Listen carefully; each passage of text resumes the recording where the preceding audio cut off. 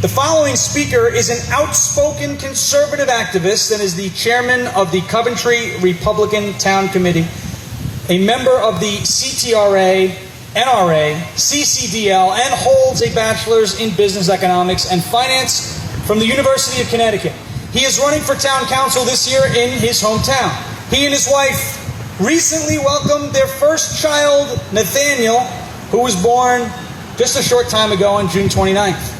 He is a successful financial advisor and is the co-founder of TPAC 2020, a federal super PAC dedicated to the re-election, despite what they want to do, of President Donald J. Trump. He is a strong conservative, constitutional advocate, and has been intimately involved with Connecticut politics on the state and local level. Most recently, he ran for chairman of the Connecticut Republican Party and received excellent grassroots support. And let me just say, when you're receiving grassroots support from people that you live with and that you talk to, that's the best way. Remember, a government closest to the people is the best government, as Mark just had cited Thomas Jefferson. Always a good person to cite. As a conservative activist, he has worked hard to help Republicans across the state become elected and roll back the damaging tax increases, regulatory oppression, and economic slowdown caused by Democrat policy. He believes that the Connecticut Republican Party should seek a high level of activity and begin to educate and inspire the political leaders of tomorrow. Patriots, please join me in welcoming Matt O'Brien.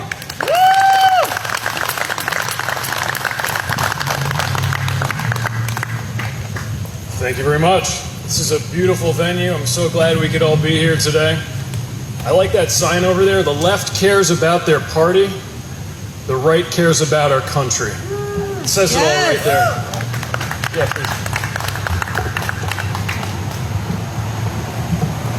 Good afternoon, Patriots. 243 years ago, 13 small British colonies boldly stood together with one voice and declared that they would no longer be subjects to anyone. They would oppose in war the greatest global superpower the world had ever known. And they would form a new nation with an important and radical central belief that all men are created equal, and because of that, no person would rule over any other. The people themselves would be free to pursue absolutely any path that they would choose for their lives. And they would be the masters of their own government, their own destiny. Since 1775, 1,354,000 Americans have given their lives in defense of American sovereignty, American exceptionalism, and America's right to exist in freedom. At times, the price for that freedom has been high.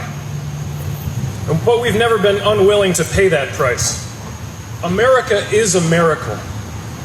If we look to the answer as to why for so many years we have prospered as no other people on earth, it was because here in this land we unleashed the energy and individual genius of man to a greater extent than has ever been done before. Freedom and the dignity of the individual have been more available and ensured here than on any other place on earth. That's Ronald Reagan.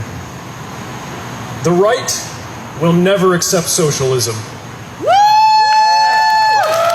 And the left will accept nothing less. Be prepared.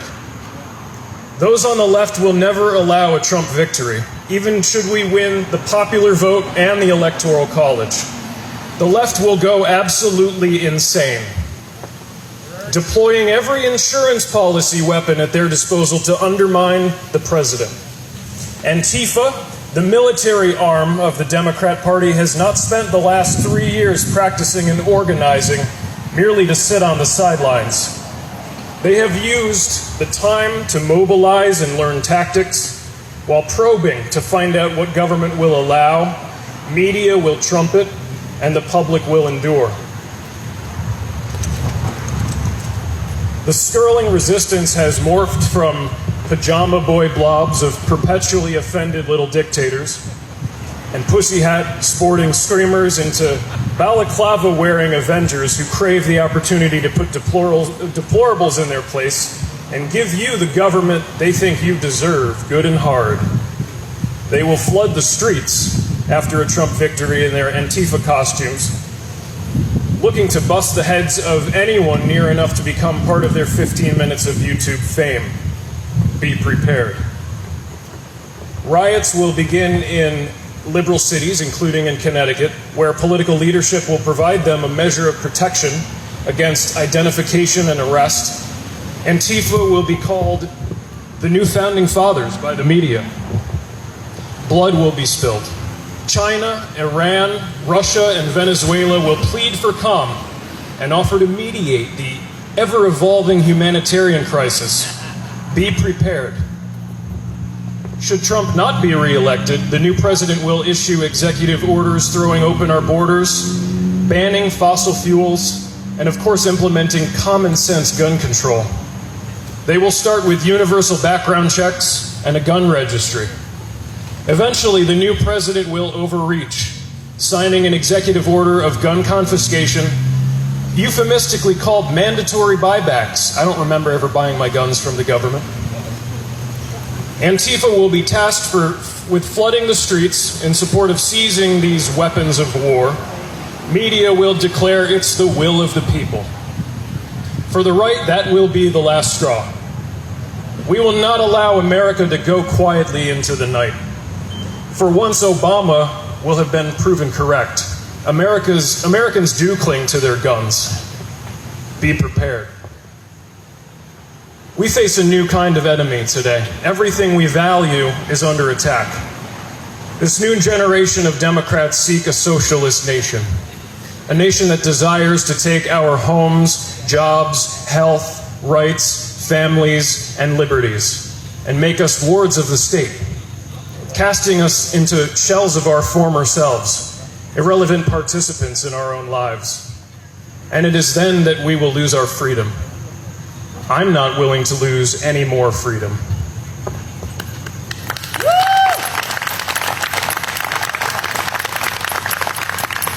We must realize that no arsenal or weapon in the arsenals of the world is so formidable as the will and moral courage of free men and women.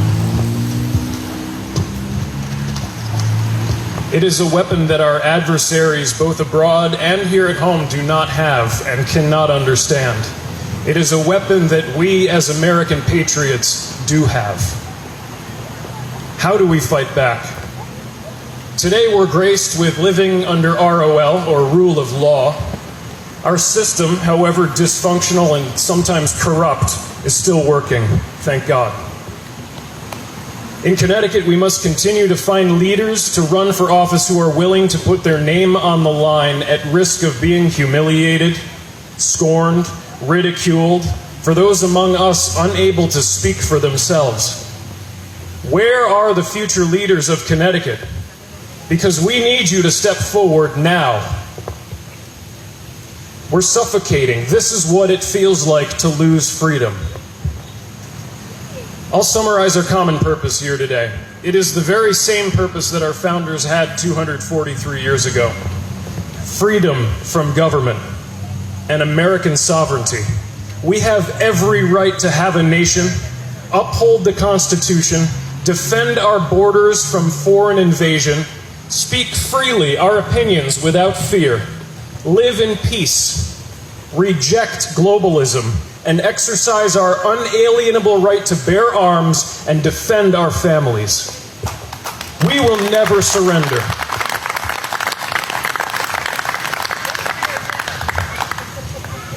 We again find ourselves at a defining moment in history. And again, we're called to step forward and defend America. But this time from the unrelenting threat of radical liberalism, an ideology that seeks to centralize power and rule over the entire world, that not only hates that we are free, but seeks to annihilate all freedom. I strongly urge everyone to help those good people running for office, especially in your towns right now. Municipal elections are in November. the people that share our desire to preserve the freedoms that we cherish and to restrict government in every way possible. Look around you. These are your brothers and sisters who will be with you through whatever is coming. It's our time and our turn to act. You are all here today because you've heard that calling. You know what's at stake. Work relentlessly and never, ever give up. God bless you.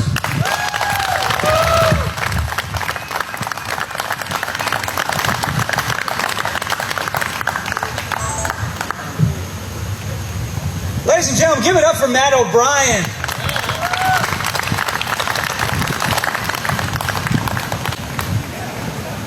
In our battle to save our country, it is important to remember why we are who we are and why we believe what we believe. It's important to remember that we are not just conservatives or just Republicans. We're not just voters on the right. We're more than that. We cherish liberty. We cherish our freedoms. We cherish the ability to speak freely and assemble. We cherish the ideas that not only built this country, but held it together for so long. We do not take for granted our right to bear arms. We do not take for granted our right to privacy. We do not take for granted as a country our right to national sovereignty. In a few short moments, you'll be hearing from someone who has had these values instilled within him since the first time he voted. At age 18, he registered as a Republican. He believes that limited government, personal responsibility, and the need for fiscal responsibility with regards to government spending are invaluable. He is an avid supporter of individual liberty and the Constitution, as well as the Second Amendment. He is a member of the NRA, which the liberals like to call a terrorist organization. By the way, the NRA is responsible for 0 mass shootings. He is a gun owner and is active in the sport. His unyielding defense of constitutional principles thrusts him into the public eye, becoming widely recognized in the state of Connecticut. Please join me in welcoming the 2012 Connecticut Citizens Defense League Legislator of the Year and 2014 NRA Defender of Freedom Award winner, your state senator, Rob Sampson.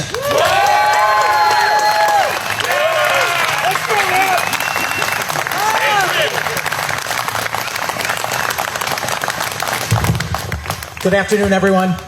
That was a damn good bio. I actually had a bio that I wrote and I was going to include, but I'm not going to top that. So I will just leave it there and say a couple of words. People who know me in the legislature know that I'm probably the most loquacious or talkative person that serves in the General Assembly. And that's because I can't manage to keep my mouth shut when people are trying to do terrible things to my constituents. I've been involved in many a scrape, many a pitched battle in the Connecticut General Assembly, including that battle over the massive gun control bill that was passed in the wake of that terrible tragedy in Sandy Hook. Since then, there's been countless other issues, from budgets to illegal immigration, you name it. But I've done my best to try and stand for liberty and for the principles that made this country great. I founded the Conservative Caucus back in 2014. But today, my focus, more than anything, is to teach as many people as I can, my friends, my neighbors, and people that I meet on the street, what it means to be an American. Because I think more than anything, that is what is at stake and what we are losing. We are all here today because I think we all recognize that it is more important now than ever to be defenders of the U.S. Constitution. So I'm going to cover some territory that was already covered by the previous speakers. But I want to put it in a little bit different context. I'm going to try and give you tools to take away from today to help teach people how to be Americans, why it's important, and the value of it. So it was already mentioned that the Constitution was written to replace the Articles of Confederation and to more firmly establish the United States as a nation. And also in keeping with the principles contained in our original founding document, the Declaration of Independence. And finally, to establish and guarantee that America is a country for free people. More specifically, the Bill of Rights is that guarantee. And you should explain it to every person that you come in contact with when you meet them and you are discussing the concept of being an American, that the Bill of Rights is not rules for the people. It is rules for the government, effectively restricting the government from interfering with the natural rights that we are all born with. It was also mentioned that we, America, our constitutional principles are under assault, and they have been for some time. But I think we are at a serious crossroads, ladies and gentlemen. It is so critically important for us to understand our history and the principles contained in the Declaration of Independence and how the Constitution establishes our system of laws in keeping with those principles. So I know this is a constitutional awareness rally, but I knew a lot of people would talk specifically about the Constitution. So I want to talk about the Declaration of Independence, because we cannot understand our Constitution or the Bill of Rights unless we understand the Declaration. And luckily, the founders, they wrote it all down for us. I don't want to go into a whole history of the American Revolution, but I think everyone here knows that the Declaration of Independence is exactly that. It's a document that explains to the entire world, a candid world it was mentioned, that the colonies were separating from England because of the bad acts and deeds of the terrible King George. And you can read through the Declaration of Independence and you can see all the individual itemized grievances the colonists had and why they were driven to the ends that they were. And the situation was obviously very dire, since those brave souls who signed the Declaration were undoubtedly certain to face a terrible fate if they were captured by the British. It's worth looking up, by the way. There were 56 signers of the Declaration of Independence. 5 of them were tortured by the British before they died. A total of 9 died during the Revolutionary War. 11 had their homes ransacked or burned, and others lost their children. Who here knows how the Declaration of Independence ends? Anyone? We mutually pledge to each other our lives, our fortunes, and our sacred honor. These are mostly men of a decent and fortunate means, and they led good lives. So why did they do it? Possibly it was because they were intelligent and educated men who had studied history and knew there was an opportunity for a better way. And I like to think that they did it for us, the people that would come later in America. So before I get any more misty-eyed about our founders, which I am definitely prone to do, I'm going to try and get to the point of my remarks today, which is to share 3 valuable principles we should all know and be prepared to teach and explain to help educate our neighbors. The first one, and of course the wind is not cooperating with my notes, is the idea of created equal. So we've heard it a couple times today. We hold these truths to be self-evident. That kind of means obvious. Not exactly, but for our purposes, I think obvious is good enough. That all men are created equal, that they are endowed by their Creator with certain unalienable rights, and that among these are life, liberty, and the pursuit of happiness. So what does created equal mean? Are we equal? I don't think so. There's all kinds of people here today. Some shorter, taller, more wealthy, smarter. So of course not. So was Thomas Jefferson an idiot? I don't think so. So what did he mean? And what does that sentence mean in our most precious founding document that lays out what our country is going to be about? It lays out the premise of human equity, that we all have equal individual natural rights that are not based on what groups we belong to. And I'm going to go back to that in a few minutes, so please remember it. It's based on the notion that we are born with natural rights and not what group we are in. It also means that we're born equal in the eyes of the law.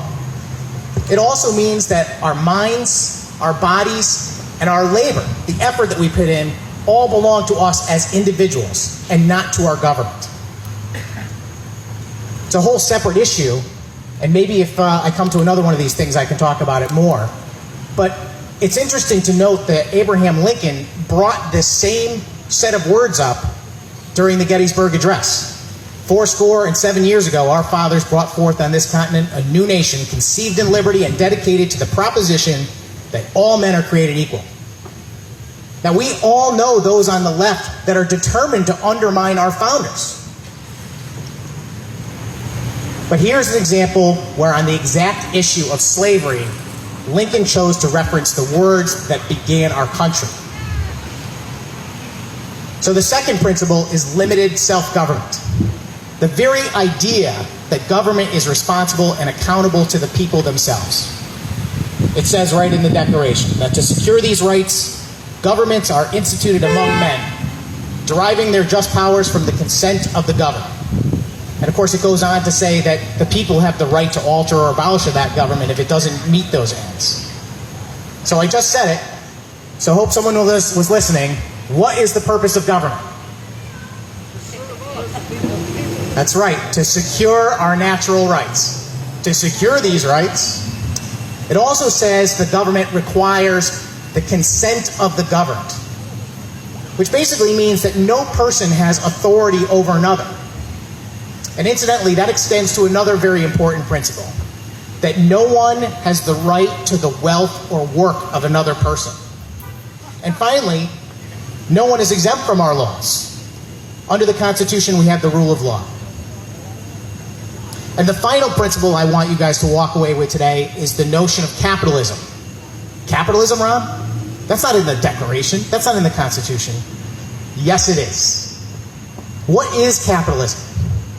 I have a friend that refers to capitalism as the only moral socio-economic system devised by man. And I think he's right. And people are going to argue with this, but I believe capitalism is established in our founding documents.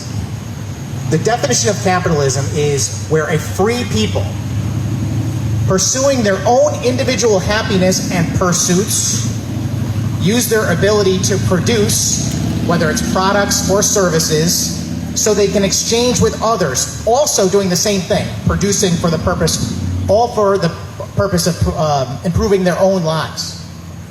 The result is a moral system where no one gets to take the work of another. It benefits hard work and leads to unparalleled prosperity. I always say that the greatest period of prosperity in human history was the first 150 years of America. And you can look around and think about all the things that were invented at that time here in this place. From the telephone to the radio to the automobile, indoor plumbing, you can go on and on. And it is because we had capitalism as part of our country. So again, why is it so important today to be defenders of the Constitution? And it's because, yes, these uniquely American principles have been under assault. Everyone knows how divided our country is, and we may in fact be at the crossroads that Ben Franklin described about whether we're going to keep our republic. So it's important to understand why our founding principles are under assault and by whom. I don't know, the paper blew away. Just kidding. The short answer, forces within who have now taken over one of our major political parties, the Democrats. I want to say something really quick, by the way. If there are any Democrats here today or Democrats watching this, I want you to know that I'm not talking about any individual person. I'm talking about the party itself. And I have a favor to ask you, which is to get a hold of your political party and tell them that they need to go back to being Americans, because the leadership of the Democrat Party has long since left the notion of America. And it's sad because it wasn't always this way. Historically, both parties, Democrats and Republicans, were much closer together. And they agreed on basic American ideas and principles. You know, of course, they disagreed and spent their time on disputes over how much government involvement there should be, the size of the safety net, how we're going to handle our foreign relations. But there was always at least a focus on legitimate public policy and a respect for American values. Unfortunately today, that concept, the idea of focusing on legitimate public policy, is just simply inconsistent with the modern Democratic Party business model. Socialism, for lack of a better word. or at least big government redistributing wealth and policy via identity politics and an effort to discourage individual freedom in exchange for temporary safety and security. It's a polite form of slavery induced by ignorance and apathy. And sadly, it's the fruits of labor and of capitalism that have created the comfortable environment that we live in that is allowing it to happen. Their goal today is to rig the game to win elections and ultimately complete power and control. And that is why we see our constitutional principles being eroded every day. Just a couple of examples. The First Amendment. Myself and State Senator Joe Markley have been fighting with the state government, the State Elections Enforcement Commission, about what we are allowed to put in our campaign mailers. Can you believe it? It's political speech, the most protected type of speech that there is. The Second Amendment. I don't even need to come up with an example. Not a day goes by that there is not some threat to the Second Amendment. Lately, more and more attacks have been on due process, the Fourth Amendment, the Kavanaugh hearings. Mark mentioned the red flag laws. The whole concept of innocent until proven guilty is at stake in this country. And we cannot lose any of these protections. Today, the Democrat Party's method for maintaining power is in direct contradiction to and inconsistent with American principles. A tactic that they like to use is to highlight an unpopular set of circumstances to convince people that their rights aren't really that important. And I'm going to give you some examples. And this is for us to watch out for, so we know when to interject and say, you should know why we have these principles. First one, when it comes to political speech, a lot of people will say, well, wouldn't it be better to have rules about campaign ads to prevent the nastiness and the personal attacks? On firearms, on the Second Amendment, they would say, wouldn't we all be safer if there were more rules for people to obtain guns? Or even better if we could just get rid of all guns together. On the issue of due process, they will say, how could we take a chance that that accused person may commit another heinous act, whether they committed the one in question or not? And sadly, these questions often receive a favorable response. And that's because they elicit strong emotions from people, despite how dangerous they are to the rights of individuals. The modern Democratic Party is pursuing the absolute authority of the government power and a willingness to discard the rights of individuals in favor of various constituency groups that can be manipulated by government benefits or by developing policies, and you can name the groups. I mean, it's, used to be simply class warfare, but now it is race, it is sexual orientation, it is town by town. You name it, they will put you into a category or a group and pit you against your neighbors. It is this identity politics that is tearing at the fabric of our nation. And it's also making it very hard to survive as a Republican in a world where the public has largely forgotten the value of freedom. So what can we do to preserve our republic?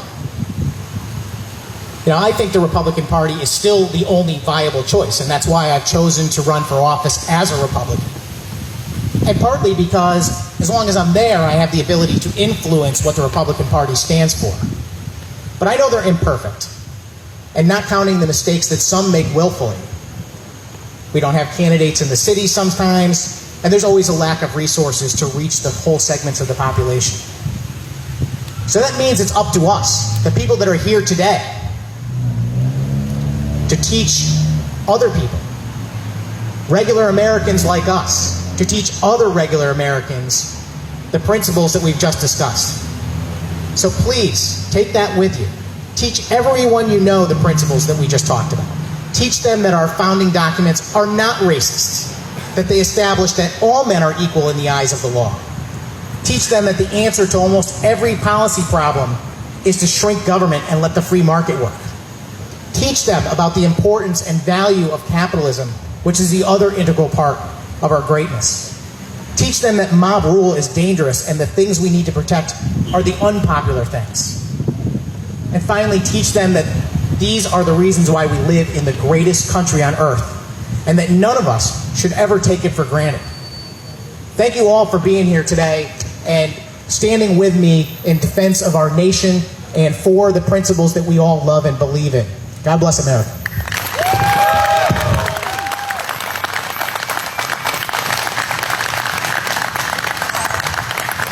Ladies and gentlemen, give it up one more time for your state Senator Rob Sampson.